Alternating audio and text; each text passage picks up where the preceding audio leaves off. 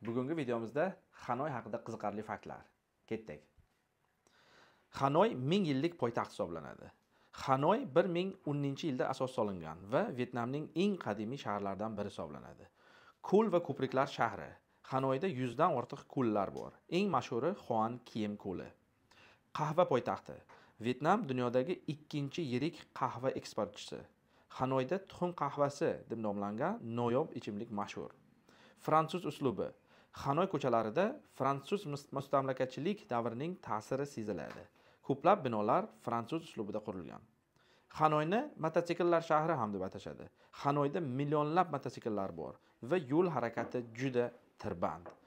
Tarixiy temir yo'l.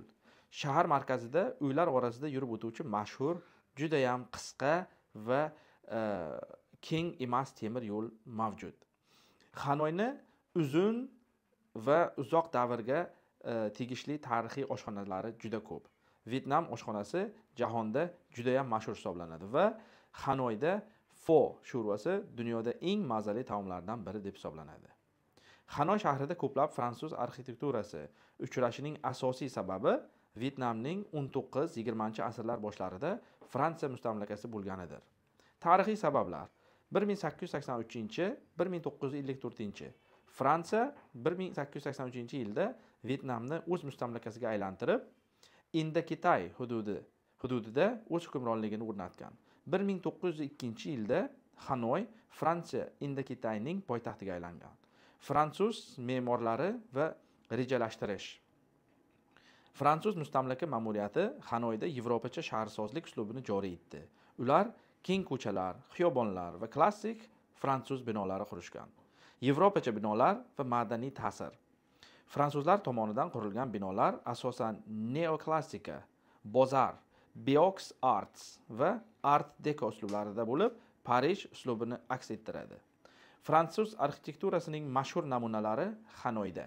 Prezident saroyi, Le Palais Presidente, Fransiya general gubernatorining sobiq qarorgohi.